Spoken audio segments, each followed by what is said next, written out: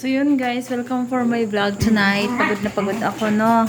Galing tayo rumampas sa maghapon. So wala tayong ibang gagawin kundi magpasalamat tayo sa Diyos kasi kahit marami akong alaga ay hindi kami nagigipit sa pagkain. So ayan sila guys, ang aking mga alaga. Ayan.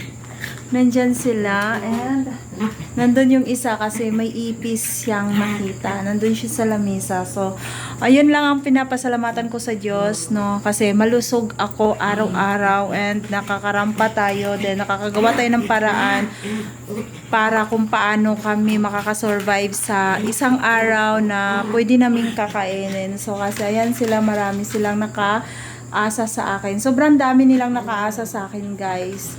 So, hindi lang nag-iisa ang nakaasa sa akin. So, ayun. Ayan, nagpapasalamat tayo sa Diyos.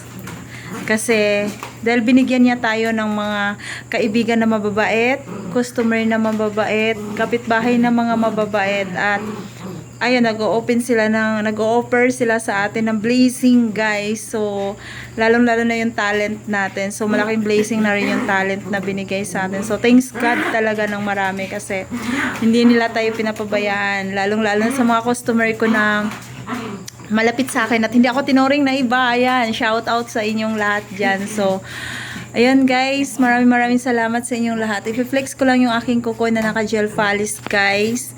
And ayan, so naka-gel yan. At kung sinong gusto magpa-gel na lang kayo. Kasi guys, ilang buwan na to, tumubo na lang yan guys. So hindi pa siya natatanggal and wala siyang damage.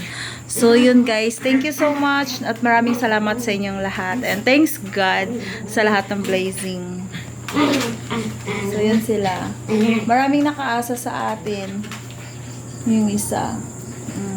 So, yun guys, thank you.